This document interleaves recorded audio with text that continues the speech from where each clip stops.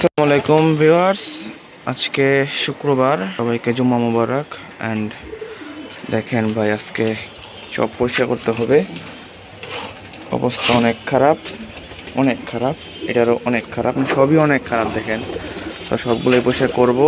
আর এটাই ঢিক্কা থাকে, আমি জানি না কেন ঢিক্কা থাকে, ওর কী সমস্যা। ওর থাক, তো আগে পাটিগুলো সরাই ফেলি, তারপরে আমি সব ধুইতেছি। কবুতর দেখেন কি অবস্থা, ময়লা ভাই, ভয়াবহ অবস্থা। যেহেতু এখন প্রতি এক সপ্তাহ পর পর পরিষ্কার করি, মানে প্রত্যেক শুক্রবার বা শনিবার হয়তো পরিষ্কার করি আমি, কারণ নাহলে সময় পাই না আমি, তো এই কারণে। আর দেখেন এই কবুতরটা ওই একটা ডিম নিয়ে বসে আছে, আর ডিম দেয় নাই।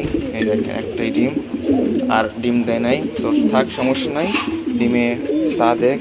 আর এই যে মাশাল্লাহ বাচ্চা দুইটা ঠিকই আছে, বাট একটু ছোট বড় হয়েছে। এটা ছোট, এটা পরে ফুটছে, এটা একটু বড় হয়ে গেছে বেশি। যাক মাশাল্লাহ, বাকিটা হবে আশা করি। এখন দেখি ওরা কবে ফুটায় বাচ্চা, ওরা আর কিছুদিন পরে ফুটাবে ইনশাল্লাহ। আর এই সব কবুতর এখানে বাইরে বাইরে ঘুরতেছে। ওয়েদারটা আজকে জোস, বাতাস আছে মাশাল্লাহ, আছে, কষ্ট কম হবে ধুইতে। তো তাড়াতাড়ি আমি দিয়ে ফেলি, তারপরে দেখাচ্ছি। তো ভিউয়ার্স দেখেন, এখন বিকাল হয়ে গেছে, আমি বিকালবেলা আবার ছাদে আসছি, কারণ তখন নামাজের সময় হয়ে গেছিলো, আমি চলে গেছিলাম। সো এখন দেখাই, এই বদমাইশটা আবার ঢুকে গেছে ভিতরে।